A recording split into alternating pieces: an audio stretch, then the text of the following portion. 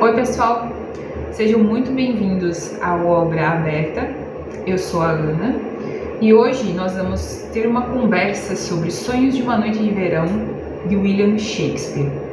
Mas antes de eu falar sobre o livro propriamente dito, eu gostaria de contextualizar um pouco a razão de eu estar lendo, a razão desse livro ter chegado às minhas mãos e, enfim, os meus objetivos. Tem um tempo já que eu parei com a leitura. Eu sempre tive o hábito de ler quando mais novinha, né? Ali na minha adolescência, fui aquela adolescente nerdola lá que ficava lendo livros e era extremamente reclusa. Só que, especialmente porque eu vivi uma época em que eu não tinha acesso à internet, nem telefone e nem também computador. Então, realmente, o meu hobby favorito era ler. Então, nunca fui muito de sair, enfim. Eu ficava mais dentro de casa mesmo lendo. Mas, de uns tempos pra cá, de uns 5 ou 6 anos pra cá, eu realmente perdi completamente o hábito de ler, assim, não consegui também comprar mais livros. Eu passei por uma espécie de crise, assim, onde eu não sabia nem o que eu gostava de ler, sabe? E de uns tempos pra cá, eu percebi que você só estuda e, enfim, faz faculdade para passar em provas, sabe? Você estuda aqueles assuntos e daí depois de um tempo você simplesmente esquece aquilo não faz mais sentido e é como se você não tivesse aprendido. E eu noto que a leitura, ela nos ajuda a desenvolver repertório, sabe? Nos ajuda também a nos comunicarmos melhor, a expressar melhor o que a gente pensa, e isso é uma dificuldade na minha vida hoje, né? Eu tenho muita dificuldade de me expressar, de pôr em palavras o que eu quero que a pessoa entenda, sabe? Então, isso aí gera, essa falta de comunicação, essas dificuldades em comunicação, gera muitos conflitos. E eu negligenciava muito isso, eu achava que, tipo, poxa, eu tô falando em alto e bom som claramente o que eu quero, né? E a outra pessoa insiste em dizer que não entende aquilo que eu tô falando. Eu comecei a notar que isso não era só com uma pessoa, eram todas as pessoas que conviviam comigo, que dizem basicamente a mesma coisa. Olha, eu não sei o que você tá querendo, você só esbraveja e não fala, né? Então eu notei que isso é uma dificuldade e que a leitura, ela pode me ajudar nessa questão. E também tem um outro fato de que a gente, como eu mencionei, estuda e faz o que, né, com isso, não guarda essa informação. Mas eu sempre fui uma pessoa relativamente curiosa, assim, para vários assuntos. E algumas coisas eu gostaria de saber, assim, fazer sozinha, aprender sozinha, sabe? Ser minimamente funcional, eu me considero uma pessoa, assim, funcional, sabe? Mas digamos que eu quero ter um upgrade, assim, sabe? Estudar sobre outras coisas ou ter domínio, assim, propriamente da minha faculdade, domínio do que eu estou estudando, saber onde procurar outras informações, saber complementar o meu estudo, saber estudar propriamente, né, um assunto. E eu acho que isso é uma habilidade que a gente pode desenvolver. Então, muito provavelmente esse canal não vai ser somente sobre livros, né? Vai ter outros assuntos, outras coisas que eu quero aprender e fazer, e quero registrar esse caminho, sabe, de desenvolvimento de intelectualidade, digamos assim, que vai começar por livros, mas não no sentido acadêmico, sabe? No sentido de uma pessoa, na perspectiva de uma pessoa comum. Eu sou uma pessoa comum que trabalha CLT, sabe? Vive o mundinho ali de estudar, trabalhar e segue esse ciclo, sabe? Então a minha vida é muito semelhante à vida de 90% do Brasil, né? Então, como a gente sai, como que a gente desenvolve essa parte intelectual tendo uma vida comum, né? E não no sentido de se desenvolver intelectualmente para parecer inteligente, né? porque eu acho que isso é o que eu vivo hoje, sabe? Então eu quero realmente me desenvolver intelectualmente para ser uma pessoa melhor, né? E em todos os aspectos da minha vida. E eu acho que a leitura, ela é um excelente pontapé para isso. Então, vamos falar sobre esse livrinho aqui. De início, eu não fiz nenhuma pesquisa, eu estava aí há algum tempo sem ler livros, sem ler livros de qualidade, livros com histórias de qualidade, sabe? Eu estava assim, eu li algumas coisas ali da faculdade e tal, mas não são livros que eu estava lendo por prazer ou para adquirir algum conhecimento assim intelectual. Tá vendo como eu tenho dificuldade de me expressar? Eu não falei aquilo que eu queria falar, porque eu não sei como pôr isso em palavras, sabe? E isso gera uma ansiedade, assim, porque eu não consigo fazer a pessoa entender. Disclaimer, né? Mas vamos voltando aqui. Eu estava algum tempo assim, sem ler, né? E daí tava trocando uma ideia com o pessoal lá no meu trabalho e o meu colega me ofereceu esse livro aqui e eu disse, tá, eu vou pegar e vou ler. Eu nunca havia lido, propriamente dito, um livro do Shakespeare, de William Shakespeare.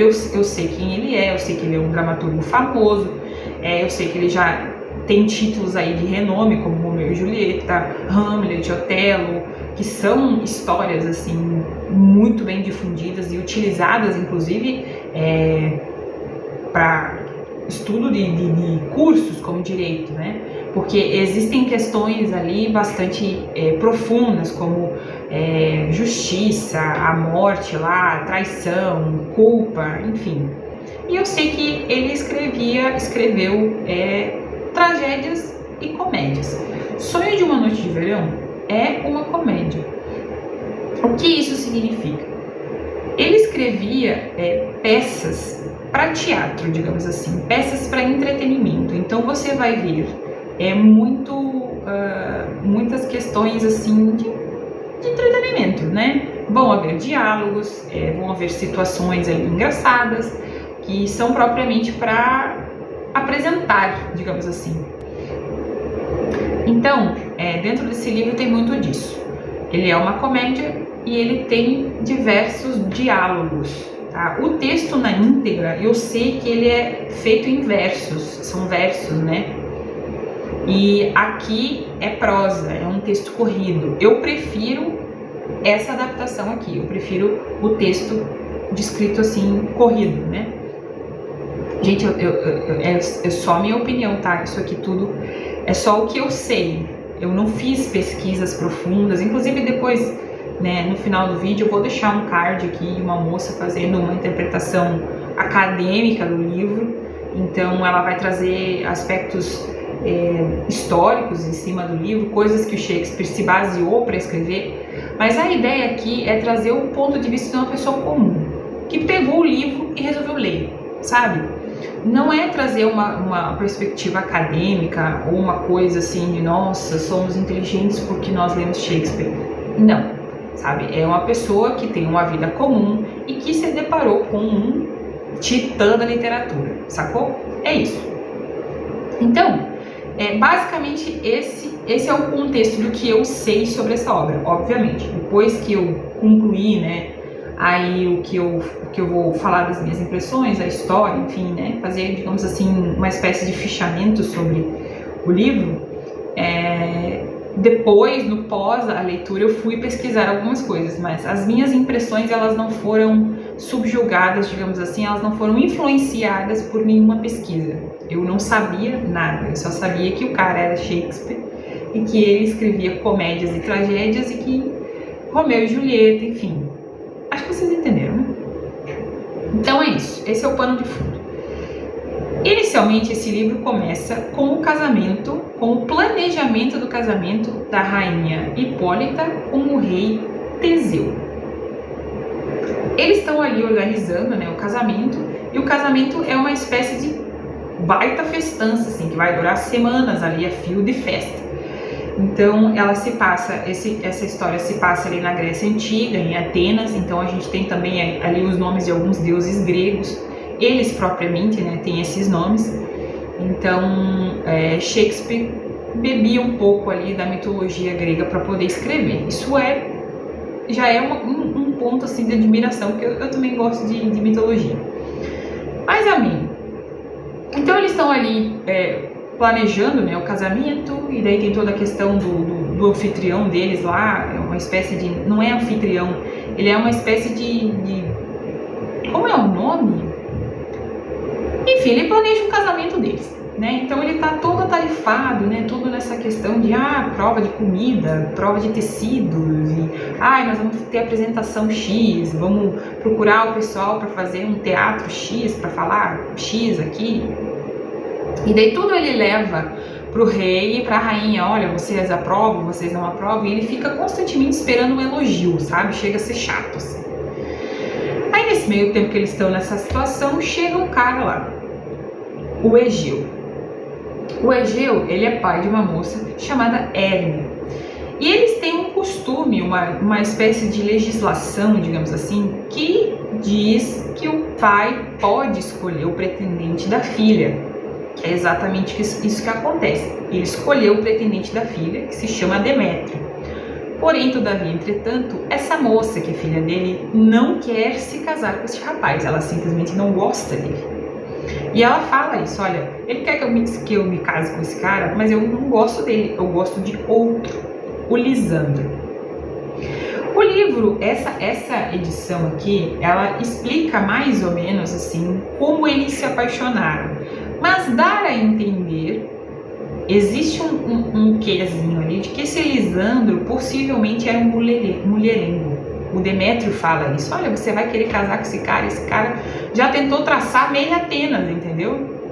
Não, mas ele é um cara legal, ele tem, sabe? E também não deixa dito, assim, se ele é um bom partido no sentido, sabe? Você vai proporcionar ali uma vida decente para essa moça, ao contrário do Demétrio, que é o escolhido do pai. Até aí, eu já tava com ranço dessa menina, porque eu pensei assim, poxa, se fosse meu pai, eu ia, né, obedecer, porque eu ia querer. Só que eu vejo com os olhos de hoje, né?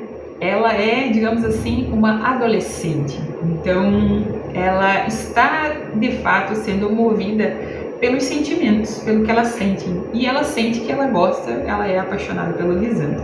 Se ele vai dar uma boa vida a ela ou não, até então ela não pensa nisso. E aí eles levam essa questão pro rei Teseu, e o pai está pedindo para que o rei Teseu resolva essa situação, ou ele vai pedir para que a lei seja aplicada. Se a lei for aplicada, a Hermia pode ser condenada à morte, porque ela está se recusando a, digamos assim, perpetuar a família do pai com quem ele escolheu, porque o pai deu uma palavra de honra ao Demétrio, dizendo, olha, eu lhe dou minha palavra de que minha filha será sua esposa. Então, tem essa questão da honra, né, da fidelidade, da lealdade, não sei o que, da palavra do pai dela. Então, ele fica muito consternado no sentido de, poxa, se ela não aceitar, é a minha palavra, como é que eu fico na praça, entende? As pessoas vão achar que eu sou mentiroso, né, uma pessoa sem palavra, sem honra, né, minha família, meu Deus, no nome da minha família, ele é muito preocupado com isso, o pai dela. Ao passo que ele também ama a filha, entende? Ele não quer que a filha dele morra, né? Então ele fica nesse meio tempo, ou é a minha palavra, ou a vida da minha filha, ou é a minha palavra. Daí, enfim, que ele entrega essa situação pro rei Teseu, ó, resolva, eu quero que ela case, ponto final. Aí o rei Teseu diz o seguinte, vão pra casa, se acalmem, tomem uma aguinha, pensem bem, sabe? É a vida desta jovem, se eu realmente aplicar a lei aqui, ela vai morrer. E tipo assim, é claro que hoje as pessoas podem olhar com olhos ideológicos sobre isso, mas cabe lembrar aqui que é uma comédia. Ela não, sabe, essas coisas sérias assim não vão acontecer aqui. Tudo tem, de certo modo, um tom meio satírico, assim, meio leve, engraçado, sabe? Até aqui o livro não é engraçado, ele passa a se tornar assim, uma comédia mesmo, engraçado mesmo, da metade do livro em diante. Mas até aqui a gente tem essa situação. Então eles vão para casa, né, vão se acalmar os ânimos lá, e nesse meio termo a Hermia encontra o Lisandro. Aí o Lisandro tá lá, né? Poxa, mas que pé no saco esse cara, né? Eu gosto de você, ele gostava de uma outra lá e agora ele gosta de você também, agora todo mundo gosta da Hermia, né? Aí ele sugere o seguinte, ele diz assim, então, teu pai, ele não vai me aceitar, né? E eu não quero casar com o outro, a Hermia, né? Então o que a gente pode fazer? Ah, vamos fugir. Aí é de fato o que acontece, né? Eles começam a se planejar e tal para fugir da cidade, para ir morar de favor na casa de um parente do Lisandro. E o Lisandro tá crente que se isso de fato acontecer, o pai da Hermia vai olhar aquilo com bons olhos, especialmente porque ele quer o quê? O famigerado ser pai. Todo mundo quer ser pai, né? O difícil mesmo é ser a mãe. Mas é isso, ele tem na cabeça de que se eles formarem uma família, o pai da Hermia vai reconsiderar tudo isso e vai achar um grande erro o que ele estava pensando sobre o Lisandro e sobre o que ele queria para a filha dele, né? Que no caso era aplicar a lei lá e a filha ia acabar morrendo.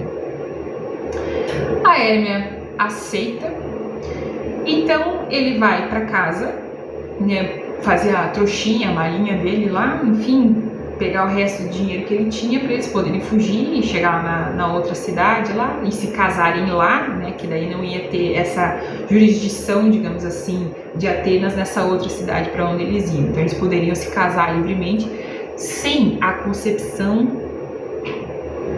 do pai da Hermia. E ela vai para casa fazer a trouxinha dela também. Aí até ele diz, ó, tal hora, depois que você fizer a tua trouxinha, vai lá no bosque, eu vou estar lá te esperando e daí nós vamos para outra cidade. E ela aceita. Ela vai para casa fazer a trouxinha dela e ela, nesse meio tempo, ela encontra quem? A Helena. A Helena era a prometida antes dela do Demétrio. O Demétrio gostava da Helena antes de gostar da Hermia. Aí a Hermia chegou, ela, digamos assim, se tornou a novidade da cidade, aí meio mundo queria ela, o Lisandro queria, o Demétrio queria, outras pessoas queriam, mas o pai acabou se afeiçoando ao Demétrio.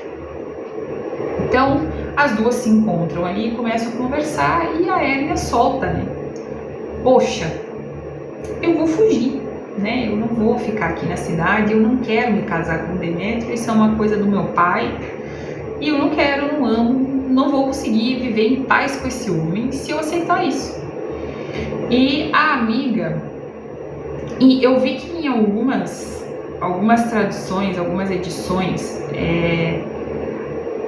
soa como se a Helena tivesse ciúme da Hermia, né? Mas isso não fica, eu não interpretei dessa forma, pelo menos nessa tradução aqui, eu não interpretei dessa forma. Ela gosta realmente muito da Hermia, elas tinham uma amizade antes de toda essa questão dos pretendentes ali, né? Então as duas eram muito próximas, enfim, eram amigas.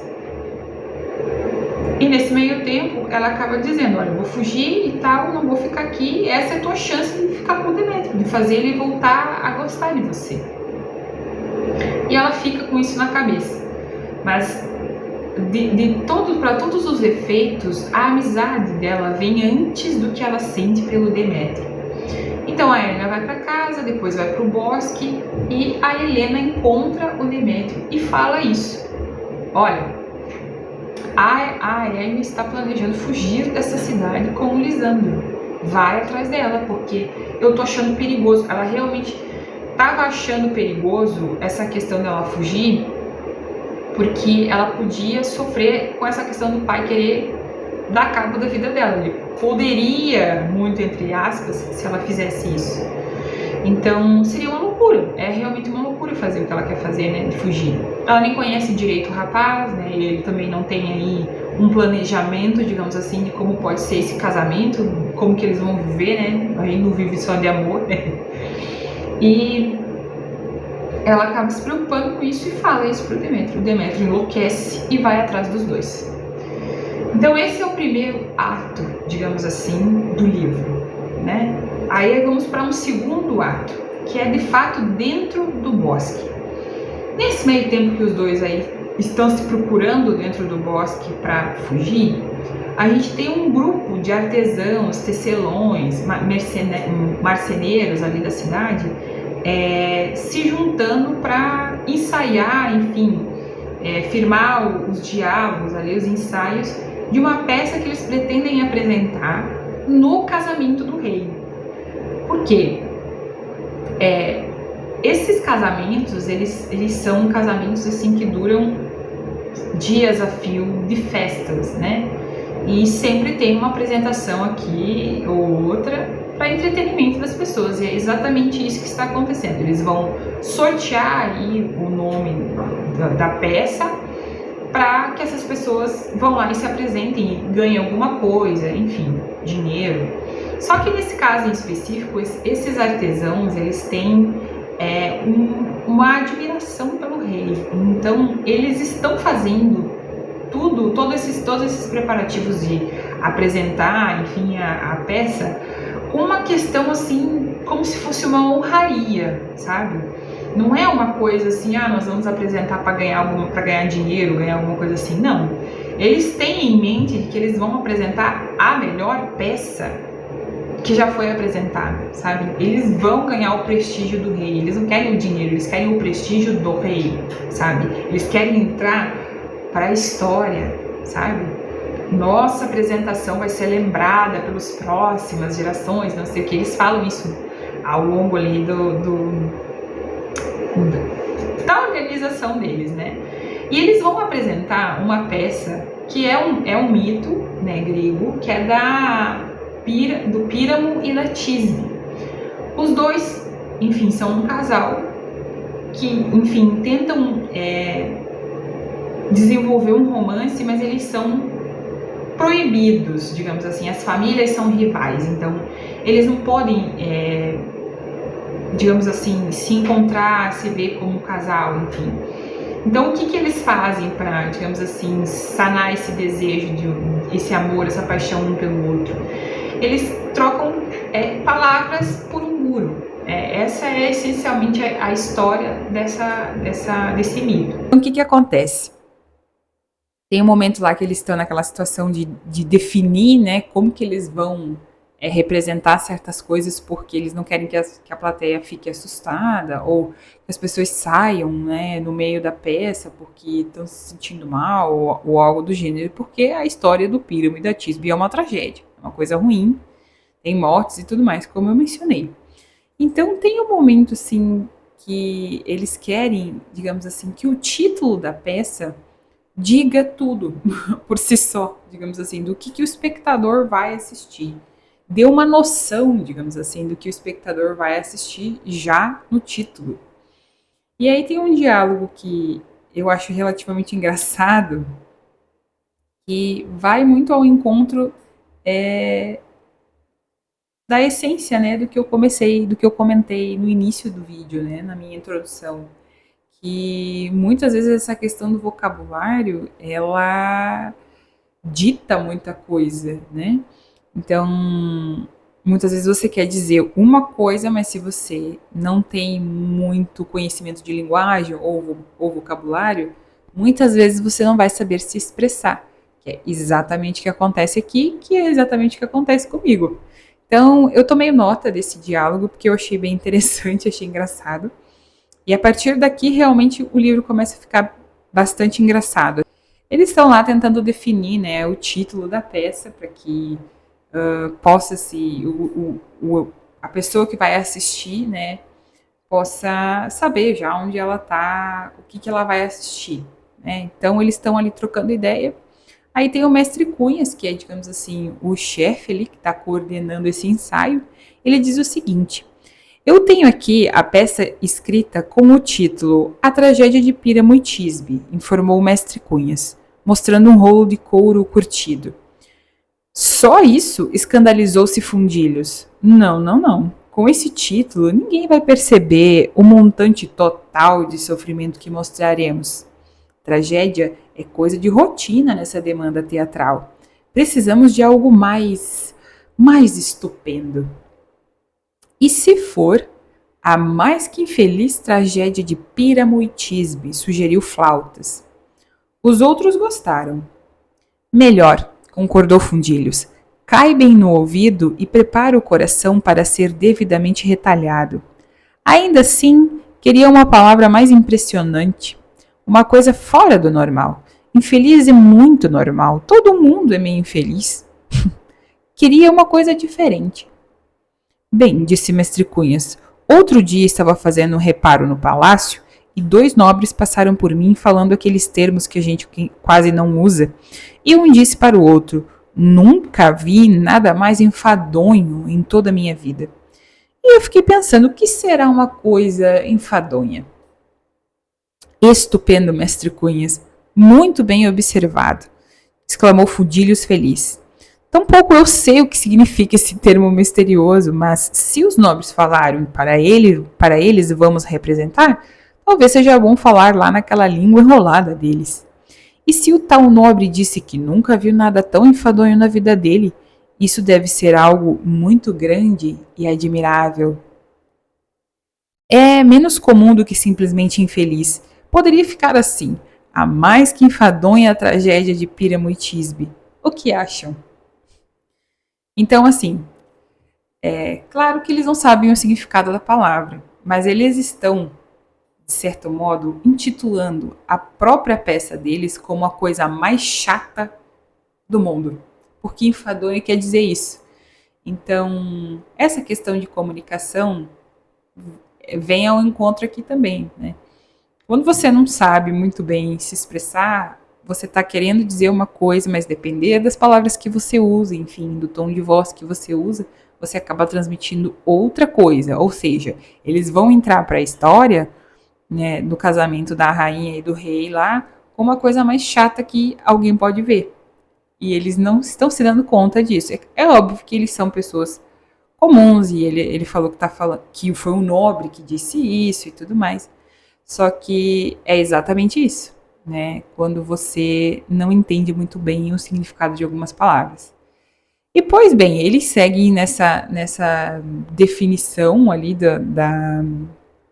do título da peça e vai mais um pouquinho de discurso ali, de diálogo, até que eles chegam a mais que enfadonha, né, tragédia de Piramu e Tisbe, uma tragédia leve, né? Eles querem pôr a palavra leve no título para que eles entendam que é a coisa mais enfadonha, a tragédia, mas que é leve, entende? Não vai ter sangue, não vai ter... Enfim, ficam ali nessa situação. Nesse meio tempo que eles estão ali querendo, enfim, definir qual é que vai ser o título da peça, a gente tem, digamos assim, a terceira ponte dessa história, que é o Oberônio, a Titânia e o Travesso. A Titânia é a rainha das Sílfides, que fica dentro do bosque. Aí a gente já entra numa seara encantada, digamos assim, uma parte mais sobrenatural. A gente tem ela, que é a rainha das Sílfides, e a gente tem o Oberônio, que é o rei dos elfos, e o Travesso, que é um diabrete. Eu sei que tem outras tradições que vão falar que ele não é, ele é um espírito, ou que ele é um demônio, ou que, enfim, vão dar outras características para ele. Mas o que vale ressaltar aqui é que ele é um diabetezinho que adora coisas ruins. Ele adora causar confusão, causar desencontros, fazer as pessoas se perderem alguma coisa, quebrar alguma coisa, gosta de provocar briga entre as pessoas. Enfim, esse é o Travesso. Eu sei que tem outras traduções onde ele é chamado de Puck, né? Mas nessa aqui, ele se chama Travesso. Então, o que acontece? O Oberônio e a Titânia, eles estão disputando a guarda de uma criança que apareceu ali, não se sabe muito bem como, mas ela acabou ficando com a Titânia. E o Oberônio quer a guarda dessa criança. Então, eles entram numa guerra mágica ali, digamos assim, que todas as vezes que eles se desentendem, você tem algum respingo na natureza, ou chove, ou tem sol, ou tem primavera, ou tem, enfim, o florescimento de alguma flor. Enfim, acontece alguma coisa assim que tem algum impacto na natureza, que é perceptível às pessoas na natureza. Aí, eis que o Oberônio encontra esse diabetezinho que é o travesso. E ele monta um plano lá que ele quer tirar a atenção da Titânia, dessa criança, para que ele possa roubá-la dela. Só que ele mantém, digamos assim, uma paixão por ela velada, assim. Ele não admite que gosta da rainha das Sílfides. Então, o que ele faz? Ele conversa com esse travesso e pede para ele buscar uma flor mágica lá, que se ele pingar o pólenzinho dessa flor mágica nos olhos da Titânia, ela vai se apaixonar perdidamente pela primeira coisa que ela vê na vida dela, na frente dela, né? E com isso, ele vai tirar a atenção dela, da criança, roubar a criança, e depois ele desfaz o feitiço e ela volta ao normal. É exatamente o que acontece. Então, nesse meio tempo, ele vai atrás dessa flor e temos Demétrio, Helena, Lisandro e Hérmia dentro do bosque, um tentando achar o outro. Então, eis que a Helena para ali o Demétrio no meio da floresta e fala: olha, Demétrio, pelo amor de Deus, sabe? Eu sou essa moça que quer você muito mais do que a Hermia quer, sabe? E você fica aí, né, atrás dela e tal. É aqui que entra, talvez, essa interpretação de que ela tivesse ciúme, sabe? Mas eu realmente não consegui enxergar dessa forma. Eu acho que ela não sentia ciúmes da amiga. Ela só queria ser escolhida, sabe? Porque a amiga, ela tinha olhos para outra pessoa. Então, para ela, para Helena, parece que ela quer tão bem o Demétrio que ela queria que ele quisesse alguém que o quisesse de volta, que no caso era ela. Então ela tenta convencer ele, de tipo, olha, eu sou a melhor opção. Eu quero você, sabe? Eu quero bem, eu quero formar uma família. Ela quer ficar com outro cara, só que a gente tá indo atrás dela pra impedir, porque ela pode morrer, sabe? Ela é minha amiga, eu quero bem. Mas veja bem, olhe pra mim, tenha olhos pra mim, eu te quero e tudo mais, lá, lá, lá. Então, ele olha pra isso assim e tem a pior das atitudes que alguém pode ter. Ele despreza ela com pé, mão, tudo que ele pode, assim, palavra. Eu não quero você, eu não sei mais o que fazer para que você entenda que eu não quero você, eu quero a Hermia, eu estou indo atrás dela, eu vou fazer ela entender que eu amo ela e aquele cara não quer ela. Então ele fica nessa cenoura de burro, assim, sabe? Um correndo atrás do outro. E por ele ter falado dessa forma, ele foi extremamente ríspido, né, com ela. Então ela acaba ficando para trás e ela começa a chorar. E o Oberônio tá presenciando toda essa cena, sabe? Então ele acaba pedindo para que o travesso pingue quando ele se reencontra, né, com o travesso acaba trazendo, né, a flor lá que ele pediu. E ele diz: olha, eu encontrei um casal e eu quero que você pingue um pouco desse suco, né, desse polenzinho dessa flor nos olhos do rapaz, para que ele queira a moça que quer ele, né? Só que o travesso não viu quem eram esse casal, né? Então ele sai disparado atrás desse casal e ele encontra quem? O Lisandro e a Hérmia. E aí ele vai funcionar aí como, digamos assim, um cupido às avessas, né? Ele vai fazer uma confusão, vai criar uma confusão, vai se enganar entre os casais e ele vai acabar pingando o suco lá nos olhos do Lisandro, porque ele encontra os dois dormindo. E ele diz assim, ó, só pode que são esses dois, porque eu não vi outros. Então, ele tá pouco se lixando, assim, ele só quer fazer o que o Oberônio mandou. Então ele vai lá e faz, pinga o suquinho nos olhos do rapaz errado. E o Lisandro e a Hérmia dormem, estão dormindo, né? Quando eles encontram quando ele encontra eles dois ali. Nesse meio tempo, a Helena está andando, toda desorientada, né? Vale ressaltar também que a floresta, ela tem uma coisa assim, uma aura mágica, assim, que faz com que eles tenham muito sono, né? Por isso que o travesso acaba encontrando os dois dormindo, né? Mas não é bem noite, assim, é uma noite, sabe aquela noite quente, assim, de verão? Tá mais ou menos desse estilo. Então, o travesso acaba encontrando eles e dormindo e faz isso que eu mencionei. A Helena tá procurando o Demétrio, tentando alcançar o Demétrio. E acaba esbarrando numa coisa que ela não sabe o que é, e quando ela olha para baixo, é quem? É o Lisandro. O Lisandro acorda e quem ele vê primeiro? A Helena. Então ele acaba se apaixonando perdidamente pela Helena e começa a gritar: Helena, eu vou casar com você, eu quero você, não sei o quê. Helena, Helena. E a Helena fica tipo: pô, você tá de brincadeira com a minha cara? Até 5 minutos você queria outra ali, fez ela se separar do outro lá porque você queria ela e agora você quer eu. Mas que diabos é isso? Aí você vê a confusão dentro da cabeça da Helena, que antes era que ninguém queria, agora todo mundo quer. Então, ela se tornou, digamos assim, uma hérmia da vida. Então aí começa a confusão. Nesse meio tempo que um tá correndo atrás do outro,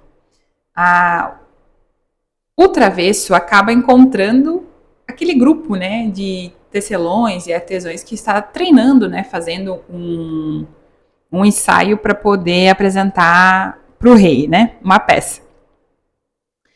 E ele decide que seria muito interessante pregar uma peça neles, porque até então ele só obedeceu o Oberon, então ele estava se tornando, digamos assim, um diabrete bom. E ele não queria ser reconhecido assim, ele gostava do caos, ele gostava da maldade. Então o que ele faz? Ele disse assim: eu vou pregar uma peça nessa galera aí. E quando eles estão lá ensaiando, né, a parte do leão que vai chegar, enfim, para matar uma pessoa, enfim, eles erram as falas e aí acaba que eles ficam pensando: nossa, isso aqui vai ser, assim, ovacionado pela plateia, não sei o quê. Aí o travesso acaba pregando uma peça, ele vai transformar a cabeça de um deles, que é o Fundilhos lá que eu comentei, na cabeça de um jegue, de um burro. Ele vai lançar o feitiço só para ver o caos acontecendo. E de fato acontece. O cara vira um jegue, uma cabeça de jegue lá. E a galera que tá ali do lado, assim, os outros artesãos, os marceneiros ali, se assustam, assim, no nível que eles saem correndo, sabe? Meu Deus do céu, isso aqui, né, virou uma loucura. E acabam deixando ele para trás, assim, e ninguém mais toca no assunto. Eles não conseguem acreditar no que os olhos deles viram. E o rapaz que tá com a cabeça de jumento começa a correr desenfreadamente pela floresta e acaba encontrando a Titânia, que o travesso respingou lá quando ela estava dormindo o pólenzinho da flor lá, que faz com que ela se apaixone pela primeira coisa que ela enxerga. E ele acaba caindo por cima dela. Então ele, o cabeça de jumento, acaba se tornando a primeira coisa que ela vê na frente dela. E ela se apaixona perdidamente por quem? Pelo cabeça de jumento. E daí ela começa todos uns preparativos para trazer, enfim, coisas que o jumento gosta de comer. E daí o cara não percebe que ele tá com uma cabeça de jumento, mas é engraçado em alguns momentos porque ele diz assim: poxa, ele diz não. Ele pensa, né? A consciência dele está falando, mas quando ele fala fisicamente, digamos, ele tá relinchando, tá? Sabe? Pronunciando sons como se ele fosse de fato um jumento. Então as pessoas que estão escutando ele não escutam ele como se ele estivesse falando enquanto pessoa, só escutam esses relinchos, sabe? Daí tem uma hora que ele diz assim: nossa, eu tô com uma vontade de comer alfafa, né? Eu que sempre gostei de carne, e, enfim, arroz e tal, agora eu quero comer alfafa. Será que da onde veio essa vontade de comer alfafa? Mas a Titânia entende, porque ela é uma criatura mágica, mas ela entende o que ele está querendo dizer e pede para esse elfo de: traga aqui a alfafa que ele quer comer e eu quero saber sobre tudo sobre a tua vida, de onde você veio, quais são as tuas aspirações, e daí ela começa a dizer assim, nossa, como você é bonito, essas orelhas são lindas, e ele não entende quando ela fala assim, essas orelhas são lindas. Ele diz, como assim essas orelhas são lindas? Então, de fato, as minhas orelhas devem ser muito bonitas, se ela tá achando bonito, né? Mas ela se refere às orelhas de burro, né? Então, eles estão aí nessa situação e o Oberônio acaba vendo tudo isso. E ele vai atrás lá, né, para ver toda essa questão. O Travesso diz, olha, eu fui lá e joguei, né, o pólenzinho nos olhos da Titânia. Então, agora vai lá para buscar a criança lá que você quer pegar, né? Só que ele acaba chegando e presenciando toda essa cena dela falando com o jumentinho lá, o cabeça de jumento lá. E surge então aí uma espécie de ciúme. Ele, na verdade, não é nem um ciúme, assim, ele fica com dó, sabe? Porque ele tá vendo ela pela primeira vez sendo dócil, sendo, né, querida, tendo aquela questão de feminilidade, né? Porque ela está se mostrando ali disponível pro cabeça de jumento. E ele acaba ficando assim com uma certa inveja de que não é ele o objeto de amor da Titânia. Eu até também tomei nota nesse momento que ele está ali vendo isso, né? E sentindo uma espécie de ciúme. E eu achei muito bonita a descrição do livro, ó. Aqui.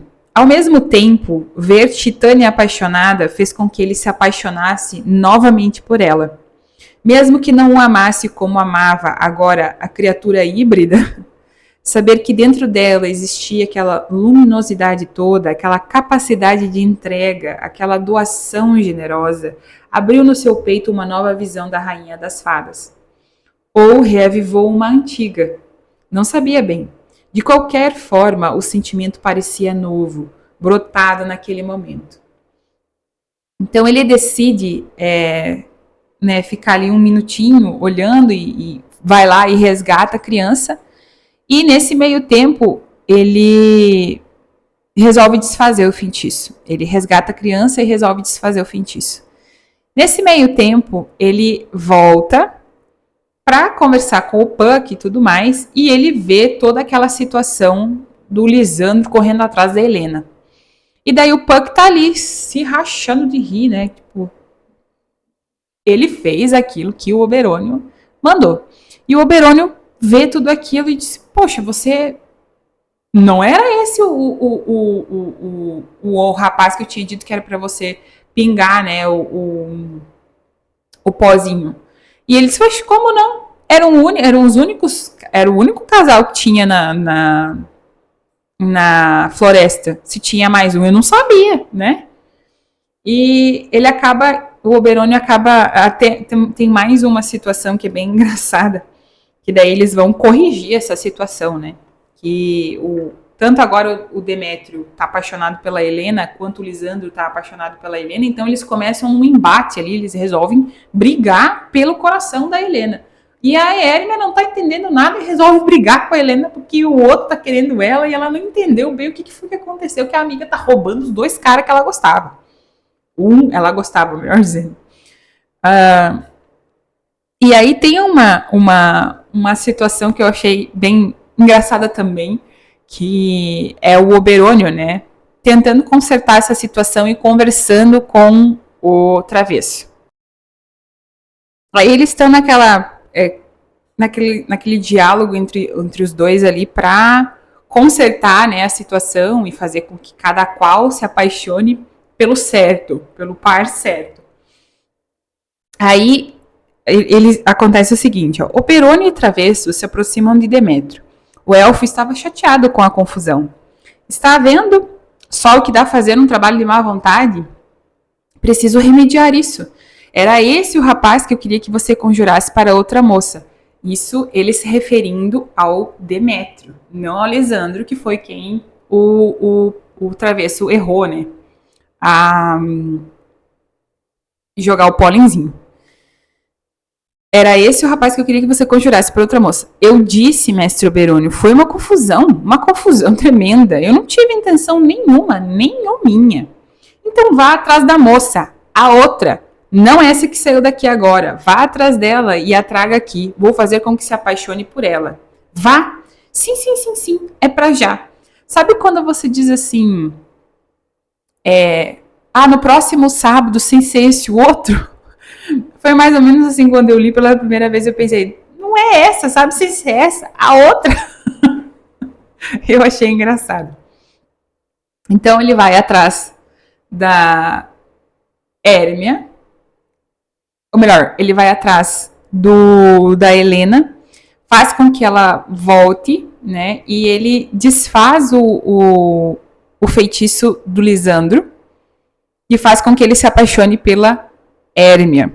Só que antes deles colocarem, né, a poçãozinha ali, eles fazem todos eles adormecerem. E colocam cada casal, cada par com o seu par original, digamos assim.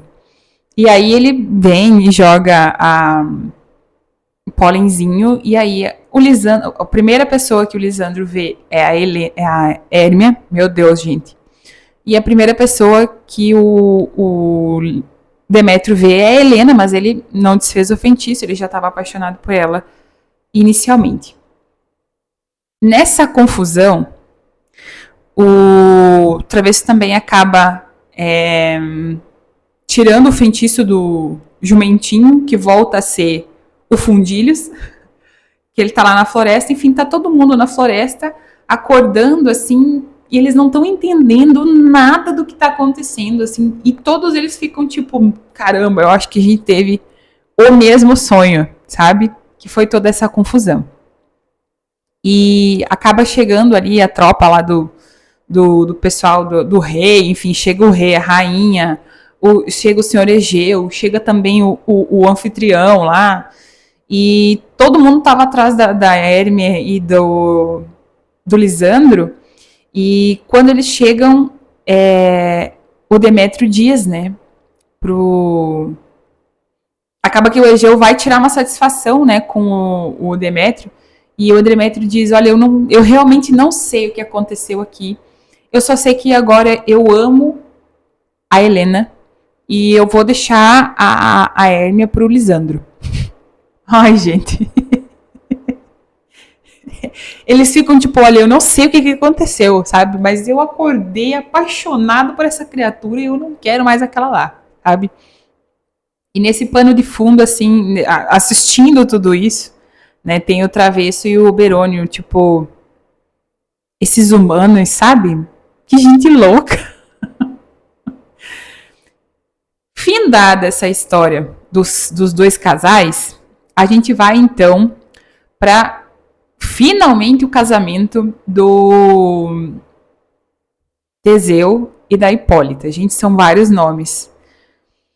E é tudo da minha cabeça, assim, eu não fiz propriamente um roteiro, então eu vou ter que editar bastante isso aqui depois. Mas é isso que acontece. Eles vão lá fazer os preparativos para, enfim, né, o rei e a rainha casarem. E daí estão lá a galera lá que estava se ensaiando lá na floresta e tudo mais, e eles vão pra fila lá, né, para poder inscrever a peça deles. Aí o Travesso surge de novo, né, porque ele gosta de pregar peça no anfitrião lá, que fica todo, né, todo assustado, porque ele não sabe se vai conseguir ou não atingir êxito, né? Porque ele também é um que quer entrar para a história, né? Do que o cara que fez o casamento da rainha Hipólita com o rei Teseu. Então, ele sabe que vai ter pessoas de prestígio nesse casamento que vão falar, né? Tipo, olha, esse cara aqui foi o cara que organizou tudo isso. Então, o Travesso percebe isso e resolve pregar uma peça nele também. Ele faz com que, assim que o anfitrião explique qual é o enredo daquela peça dos artesãos lá, que já inscreveram a peça deles para concorrer, ele fica tipo, nossa, rei, não, a gente não pode, olha aqui, a mais que enfadonha tragédia de Píramo e Tisbe, uma tragédia leve. Quem vai querer ver isso aqui? Sabe, ainda mais no teu casamento, que vão ter pessoas de prestígio, vão ter pessoas que, né, vão vir aqui, são gente de, sabe, do alto escalão, da elite, vai ver isso daqui. O senhor tem certeza que o senhor quer isso aqui? Aí o travesso vai lá e pinga uma irritaçãozinha, assim, digamos assim, no rei Teseu, e ele fica tipo, o casamento é meu e eu escolho o que eu quiser pra ver. Pode botar a tragédia ali, mais que enfadonha ali, que eu quero assistir. E o mestre Cunhas fica, quando ouve isso, fica, nossa, né? Então, finalmente vamos ser reconhecidos. Só que ele, depois que ele tá perto lá, né, das pessoas que de fato são desse ramo do teatro, ele percebe que, putz, né? Nós vamos só passar vergonha aqui. Tem muita gente que é muito mais profissional, sabe? Nós vamos passar vergonha aqui. Mas, enfim, que ele resolve ir até o fim. Porque o Fundilhos diz assim, olha, nós podemos até passar vergonha perto dessas pessoas que sabem muito sobre teatro, sabem sobre encenação e tudo mais. Mas a gente se esforçou, a gente se empenhou, esse é o nosso melhor, sabe? Então nós não vamos desistir, nós vamos até o fim. Se a gente se esforçou, a gente quer e o rei gostou, por que a gente vai, né? Só porque a gente não é profissional? Não, a gente tem que lutar com aquilo que a gente tem, né? Então ele tem uma postura muito mais destemida, assim, diante do desafio que é apresentar aquela peça.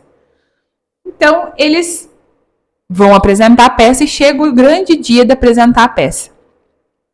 Aí o anfitrião chama eles para subir lá para apresentar e, enfim, que a peça é, digamos assim, um desastre. Cada componente da peça é interpretado por uma pessoa. Lembra que eu falei para vocês que é a história de um casal que, né, não pode viver como casal porque as famílias são rivais e vai ter morte, né? Um deles vai morrer porque vai ser comido por um leão, algo assim.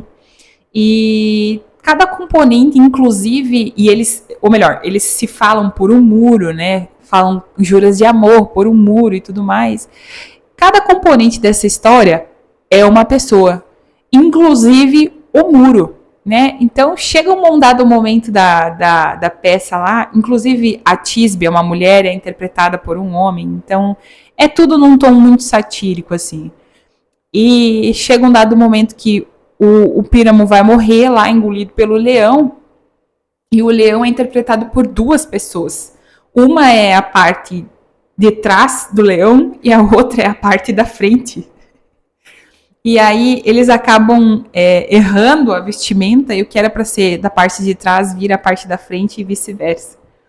E aí o leão vai tentar comer o Píramo pelo rabo. Enfim, literalmente se tornou uma coisa extremamente vexatória. E o mestre Cunhas percebeu isso. Só que o rei Teseu, ele é uma pessoa humilde, digamos assim.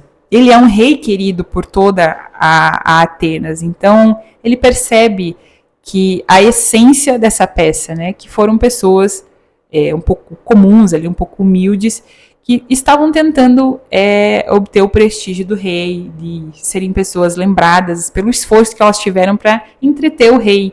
Então, foi uma coisa mútua ali. Eles gostavam do rei e o rei percebeu isso e foi humilde de, poxa, valeu o esforço, sabe? Não foi a melhor peça, né?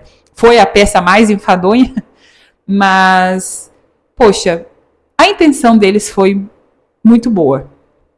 E o livro termina assim, né? O pessoal aplaude a apresentação dos artesãos e até o anfitrião, né, aplaude e diz muito obrigado pelo que vocês tentaram fazer aqui. O pessoal riu, chorou, enfim. A intenção de vocês de obter alguma reação da plateia foi alcançada, né? E a reação o objetivo, né, de prestar assim uma homenagem, uma coisa bonita assim que bem no fim não foi bonita, para o rei também foi alcançado. E o livro termina assim, com eles desmontando lá, né, o o palco, saindo para beber, um dos artesãos arruma uma moça, daí vai com essa moça, os outros saem beber e o mestre Cunhas está andando ali, o livro termina com o mestre Cunhas andando ali pelas vielas da Atenas, todo feliz com aquele sentimento de dever cumprido. Então, essa é a história do que eu me lembro, que eu li de Sonhos de uma Noite de Verão. A minha principal impressão foi essa, que inicialmente eu não tinha lido, não tinha pesquisado nada sobre a história, nem sobre Shakespeare, nem nada. Então, quando eu comecei a ler, eu estava esperando uma coisa assim, sabe, Shakespeare, então vai ser uma coisa assim que, nossa, vai me arrancar várias reações e quando eu vi que o livro estava caminhando para uma coisa engraçada, foi aí que eu entendi o porquê comédia.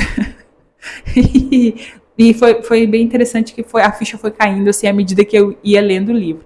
E de fato, da metade do livro em diante, os diálogos, né, as situações ali são muito engraçadas. E você vê um pouco da característica desse livro em filmes de comédia romântica, né? Que você tem ali o início da história, o desenrolar, né, alguma coisa assim inesperada que acontece e depois um final feliz, né, as coisas se resolvem em um final feliz. Então a gente vê que Shakespeare influenciou muita coisa de comédia, de romance depois dessas histórias. Então eu achei interessante ler, achei bastante leve também de ler. A adaptação eu acho que não perde, assim, para a essência da história original. Eu acho que vale muito a pena, se você é como eu, assim, tem dificuldade com livros em versos, assim, não gosta muito. Eu acho que vale a pena apostar nessa adaptação aqui, que é do Dionísio Jacob. E, enfim, vale muito a pena ler esse livro.